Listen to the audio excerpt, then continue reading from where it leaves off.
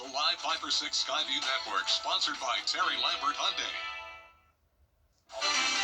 Now, on News Channel 6 at 6, winter weather possible in the CSRA. How folks in the area are getting ready as your News at 6 starts now. Live from Television Park, this is WJBF News Channel 6 at 6.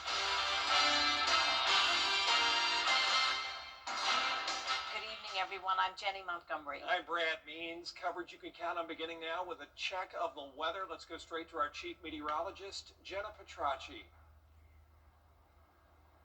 That's right. We are still tracking that potential winter storm here in the CSRA this weekend with Viper 6 alert days in effect Saturday through Monday. I will give you some good news, though. The forecast is showing some signs of improvement, but that doesn't mean we have no threats at all. We are still expecting the possibility of some ice along with just regular rain, but a lot of that rain could end up becoming freezing rain, and we can't rule out some sleet either. So impacts are certainly still possible, and we'll talk more about that coming up in the full forecast. But our Terry Lambert Hyundai Skyview cam showing a blanket of cloud cover across the region. There it is on satellite and radar, so no rain at this time, but it's definitely cloudy out there with upper 40s to lower 50s. 54 in Allendale, 52 in Louisville. Aiken, you're down to 49, 51 in Gibson, and 53 in Waynesboro. The winds are now coming out of the south. That's what's helping to warm us up. We'll actually get into the 60s tomorrow, and we'll start to see more moisture move in. But in the meantime, dew points are still very low, so we'll keep it dry tonight, just cloudy, getting down to 42 degrees by 9 p.m., and temperatures will be staying above freezing tonight, 36 going into our Thursday morning. Rain chances on the rise Friday, and then on Saturday, once again, that rain could also be combined with some ice. And I'll have more details with a look at the latest futurecast coming up. Back to you. All right, Jenna, thanks. Local stores are seeing an influx of customers these days as they buy generators for their homes just to make sure they have power if it ever goes out. Graham Lee is live now with that part of our coverage. Graham. Brad, Jenny, local stores say the increase in sales for generators are primarily for two reasons. One of them is because stores are trying to save storage space for these spring supplies, but the bigger reason why is because customers are coming in the doors to prepare for the winter weather threat. At Harry's Equipment Center, they're seeing an uptick in customers and an increase in demand for generators.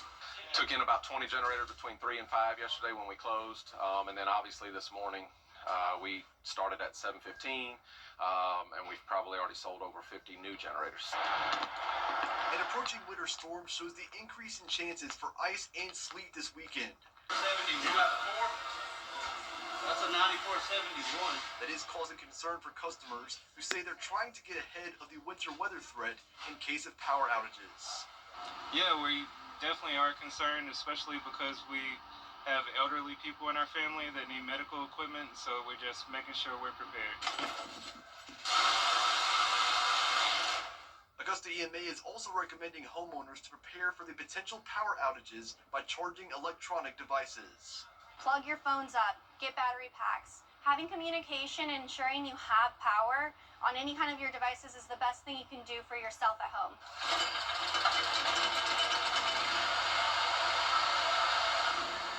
Is now moving employees from their usual posts to work on generators and have them ready for customers to take home. I got it. He says if you're using a generator, to make sure to have the right size extension cords and make sure the generator is in the right place. But the main thing is run them outside. Don't run your generators in enclosed rooms. Don't put them in your garage with the door closed. Put it on a back porch if you can, front porch. So what's your plan of action over the next few days? Just hunker down, make sure the generators are ready, and like I said, hoping for the best. So if you have a generator or you're thinking about buying one, experts say you also need to make sure that you properly store it to protect that equipment once the winter weather threat passes. LeMaistre says the store has also bought close to $70,000 worth of steel products for customers that have and might need them over the next few days. Live at Augusta, Graham Lee, WJBF, News Channel 6. All right, Graham, thank you. Aiken County could face winter weather this weekend as well, just days after that snow flurry Sunday. Aiken County's monitoring the approaching weather. Emergency Management checks National Weather Service updates twice daily. They're posting on social media and encouraging everybody to sign up for alerts. The county has also prepped generators and fuel. Possibly north of I-20 may experience some of these issues, and south of I-20 may not. So it all depends on, what occurs in the next, 24, 48 hours. It's still a wait-and-see situation.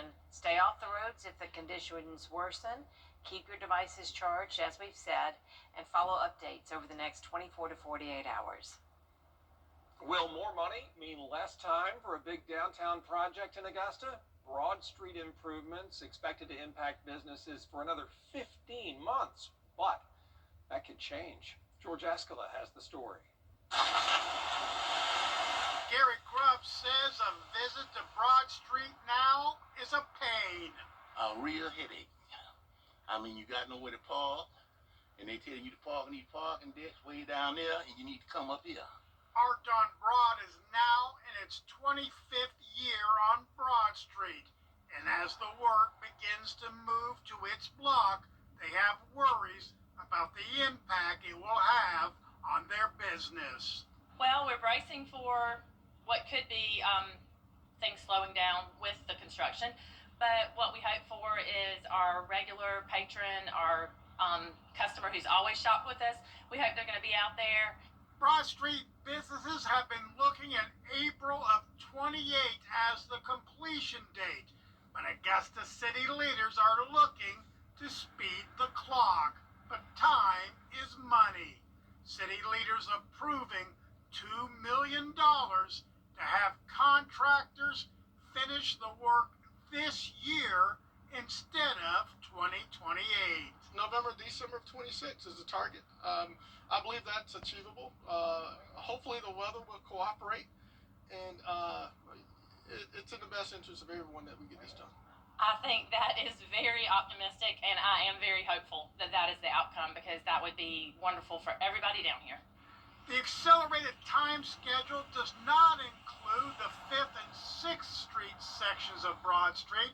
Those city leaders want those areas included, and the $2 million will come from the city's transportation sales tax funds and not the city budget. In Augusta, George Escala, WJBF, News Channel 6. One man is behind bars for a 2025 murder in Aiken County. 17-year-old Cornelius Simpkins Jr. is charged with murder and possession of a weapon. He's charged with the shooting death of 18-year-old Trenard Shepard in June of last year. Shepard was found dead on Sarah and Farrell Streets in Warrenville. Another suspect, 17-year-old Marquis Robinson, is also charged with Shepard's murder. Well, a man who shot himself during a domestic dispute on Haymeadow Drive in Augusta yesterday has died. The Richmond County Sheriff's Office says Rafael Moreno barricaded himself inside the home before turning the gun on himself. He died at the hospital. Investigators say a female involved was able to get out safely. There was also a second standoff with officers in Richmond County, and that suspect is facing weapons charges. It happened on Foxhall Circle around 9 o'clock last night while deputies were responding to a shots fired call. The suspect allegedly threatened to kill officers during the initial phone contact. He eventually exited the home unarmed after assistance from a neighbor. He was taken to the hospital for evaluation. A candidate for Georgia governor in Augusta today, Jason Estevez, stopping by the Carpenters Union Training Facility on Riverwatch Parkway. He met with members of the union to talk about his plan for Georgia's future if elected. We have to amplify the work that's going on here. We need to tell more folks about the good work that the Carpenters Union is doing here in Augusta, but also the work that they're doing all across the state and the apprenticeship programs and labor organizations are doing throughout Georgia to support our economy. That election day will be here before you know it, November 3rd. Still ahead, President Trump in Switzerland today. Back around. This message is brought to you by the Milton Rubin Superstore. Flybaby.com. Click, click. Now, your most accurate forecast with WJBF Live Viper 6. Welcome back. Look at this awesome view on our Terry Lambert Hyundai Skyview cam of the thick cloud cover. Some pretty colors in the sky despite the overcast skies. And it's a much warmer day. We did make it into the upper 50s. We're still at 51 degrees even with the sun setting, and winds are coming in light out of the southeast. Dew points are still low in the 20s. So we're going to keep it dry tonight, just mostly cloudy. Upper 40s through mid 50s across the board with the cloud cover all across the southeast, with a large chunk of rain to the north and west of us ahead of a cold front. It's possible that we could see some spotty showers early on tomorrow, and then a higher chance of rain Thursday night into Friday. But here's a look at your day planner. We'll be partly cloudy, upper 30s in the morning, so above freezing. And then we're actually going to climb all the way into the lower 60s tomorrow. But let's jump ahead to the complex forecast this weekend. We do have that winter storm that's going to form. It's just not a guarantee the impacts we will have. It's all dependent on this high pressure to our north and low pressure to our south. If that low pressure makes a turn towards the CSRA, we will have less impacts. If it moves across the Gulf Coast, then we will have more impacts. And it also depends on how cold the air will be from that wedge setup with the high pressure to our north. So here's the latest futurecast. This just came out. It's a changing forecast though, so we will continue to see updates and fine-tune the forecast, but we are becoming more and more certain that temperatures will likely be above freezing, at least in most places, on Saturday morning, with the moisture still to the west of us. So some spotty areas of maybe some freezing rain and sleet possible early on, but most of the moisture will line up with the cold air Saturday night into Sunday morning. So that's when temperatures are looking to get down to around the freezing mark, if not below. You can see we have that pink color stretching down towards Augusta, and that is indicating the sleet and freezing rain, along with some regular rain possibly mixed in as well. Once again, all dependent on the temperatures.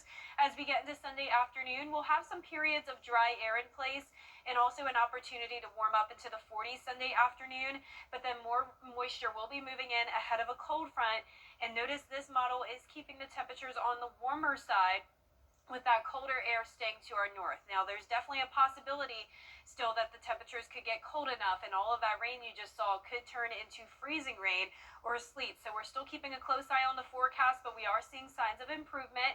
Highest impacts will likely be north of I-20 and even along I-20. We still have around a 40 to 50% chance of at least minor impacts. So main timeline looks to be Saturday night into Sunday morning for the highest impacts, but we're still going to be watching Sunday night into Monday morning as well. And then notice once we get into Tuesday morning, that's when the temperatures are cooling down big time, all the way down to 17 degrees. It is going to be a bitter cold start to Tuesday, and temperatures will continue to stay on the chilly side as we go into the rest of next week. Now, congratulations to today's umbrella winner. That is Barbara Cartledge from Plum Branch, South Carolina, up in McCormick County. Congratulations, Barbara. You can pick up your Viper 6 umbrella here at the station and sign up to win yours on WJBF.com. All right, Jen, thanks. Still ahead, a local coach about to reach a big milestone. Hear from Lady Girls head coach Otis Smart next in sports.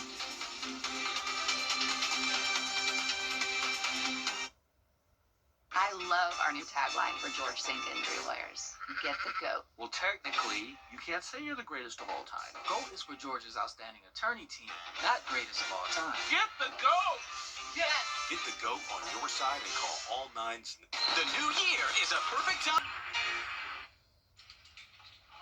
What's with all the goats? GOAT. George's outstanding attorney team? After you've been injured in a car crash, call George St. Injury Lawyers and get the GOAT on your side. Hurt? Call all nines now. The Scholar Athlete Awards are brought to you by Jefferson Energy Cooperative, Rebath of Augusta, McDonald's, and WJBF News Channel 6. Now, WJBF sports coverage you can count on. One coach in the CSRA is going for a historic milestone. Laney girls basketball coach Otis Smart is just one victory away from his 1,000th career win. Coach Smart has had an impressive career coaching the Lady Wildcats. The Coach of the Year also won 3 state championships in 2015, 2017, and 2018. He's been coaching the Laney High School girls since 1984. His son now joins him as an assistant coach. Coach Smart even has the court named after him. He joined an elite group of coaches in the nation to reach 1,000 career wins. It's a blessing. That's all I can say. I didn't see it coming. I'll be lying if I tell you that. It wasn't easy for me because I had to spend a lot of hours. But it wasn't boring because we were winning. Now up next, they'll take on the Thompson Bulldogs on Friday. Well, this week's Scholar Athlete Award goes to Westside's Ashad Gibbons. Gibbons is a three-sport athlete competing in football, wrestling, and track. The senior safety played a key role in Westside's success this season, going 10-2 overall under first-year head coach Cedric Mason. He's also a wrestling state qualifier and in track competed in the 300 hurdles. The honor roll student also has a 4.119 weighted GPA. He also takes honor and AP classes.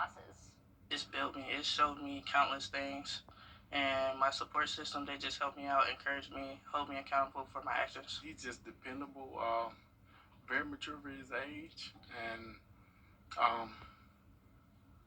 trustworthy person. And it all translated over to the football field and team success they had this year. He's extremely disciplined, has a heart to go, always willing to help others and lend that helping hand, So I'm looking at him like, when do you ever get tired?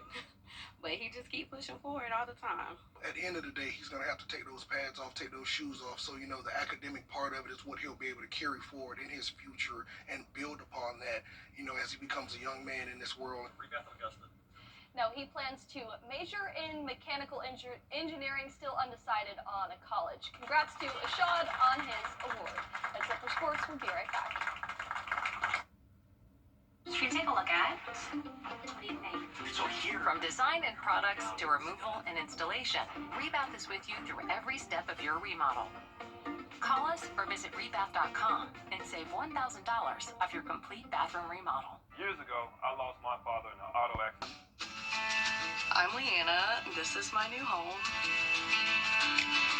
After running through college, buying a home was the right option for me. Security Federal made it so easy. They handled everything on the financing side. I had all the time I needed to just focus on buying the house, finding the house. Buying a home has always been a goal of mine, and I'm really thankful to Security Federal for making that possible. It's the January clearance event at Weinberger's. Everything must go. Top quality brands, accessories, and more. Tons of in-stock merchandise ready for immediate delivery. can you really get all this at prices better than the internet? Yes, you can. With Bojangles' 8-piece family meal, you can treat your family to a delicious dinner that's easier on the wallet. 8 pieces of hand-breaded chicken, a range of fixins, scratch-made biscuits, and tea. Order yours tonight. It's bow time. So what do you think about these? We're going to take everything From design and products to removal and installation, Rebath is with you through every step of your remodel. Call us or visit rebath.com and save $1,000 off your complete bathroom remodel. Our 10-day forecast is showing a brief warm-up. Highs in the 60s Thursday and Friday, a 20% chance of showers tomorrow, then up to a 40% chance of rain on Friday. Then a mix of rain, freezing rain, and sleet still possible, primarily Saturday night into Sunday morning, but we'll also be watching Sunday into Monday.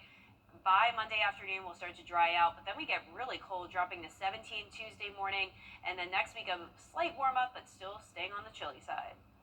Well, that's a lot of you are having dinner right now. You know how it is when you make a good home-cooked meal. Always nice to have leftovers. Same thing goes for Chinese food or chili. Do you ever wonder why some of this stuff just tastes better the second time around? Cooking experts say flavor compounds mingle and settle long after they've been cooked, basically marinating. And if you give it a day, you'll get much richer, vibrant, more balanced flavors. Makes sense. Yeah. And it's true. It's true, and I'm thinking about what's in my fridge right now. Yeah, trying to picture Making me everything. hungry. What can we concoct tonight? Well, that is our report for now. Thank you for watching. We're back at 7 after World News Tonight. And then we'll see you again for News Channel 6 at 11. Have a nice evening, everybody.